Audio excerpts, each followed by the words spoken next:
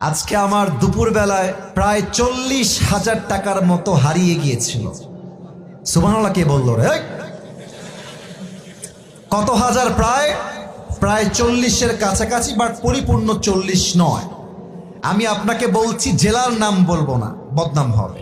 হোটেলে ছিলাম ভাই, আমরা তো প্রোগ্রাম করি রাত 2টা 3টা 1টার সময় মানুষের প্রোগ্রাম শেষ হয়, ঘুমালে মাথায় সেন্স থাকে না। তো আজকে হোটেলে উঠেছি, সারা রাত জার্নি করে গিয়ে সকাল 9টায়। বলেন সবাই কয়টায়? সকাল 9টায়। সকাল হয়ে গেছে। তো আমি আবার পায়জামার পকেটে টাকা রেখেছিলাম প্রায় 35 থেকে 40 কাছাকাছি, এরকম কিছু একটা অ্যামাউন্টের টাকা। তো ঘুমানোর আগে টাকাটা পকেট থেকে বের করে বালিশের নিচে রেখেছি, বালিশের নিচে। তো ঘুম থেকে উঠেছি, জোহরের নামাজ পড়েছি, বের হয়ে গিয়েছি বাহিরে দুপুরের লাঞ্চ করার জন্য।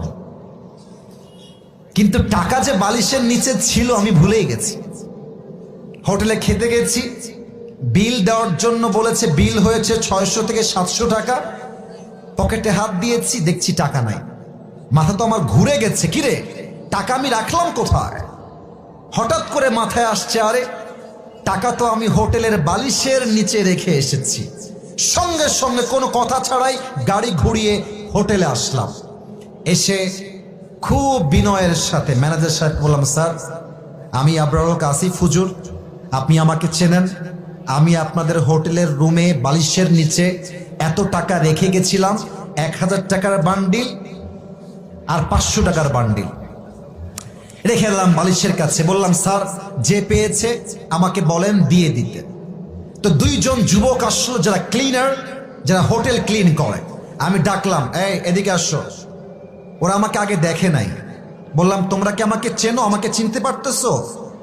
তো যে আমার বেড গুছিয়েছে, যে আমার বালিশ হটিয়েছে, সে বলছে, হ্যাঁ আমি আপনাকে চিনি, আপনি আসিফ হুজুর, আপনার ওয়াজ আমি শুনেছি। তো ওকে বললাম, বাবু যেহেতু তুমি আসিফ হুজুরকে চেনো, দেখো বাবা আমি তোমার সঙ্গে ঝামেলা চাই না। আমার বালিশের তলে আমি টাকা রেখে গেছি, আমি 100% ড্যাম শিওর টাকাটা বাবা আমাকে দিয়ে দাও, তোমাকে আমি হাদিয়া দিয়ে বাসায় চলে যাব।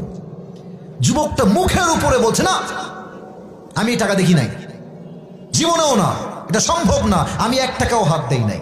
আমি বললাম, প্লিজ ট্রাই টু আন্ডারস্ট্যান্ড, একটু বোঝো, আমার বাদ মাগরিব প্রোগ্রাম, আসর আজান হয়ে গেছে, দিয়ে দাও বাবা, কোনো ঝামেলা চাই না, থানা পুলিশ চাই না, দিয়ে দাও।